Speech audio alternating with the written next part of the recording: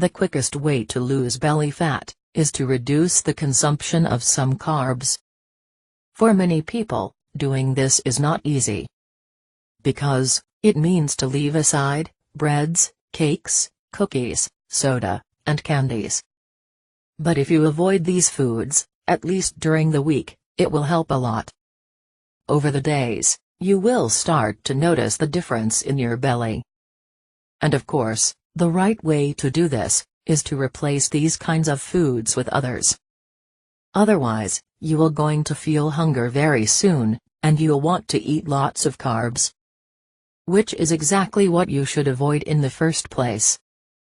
The best replacements for carbs are good fats and protein. Some examples are eggs, nuts, chicken, avocado, cheese, and fish.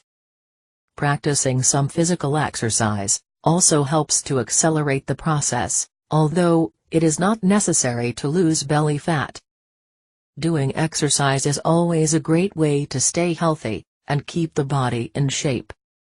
And if you want to go further, to have that amazing sexy body that will attract many looks, access the link in the description, right below this video.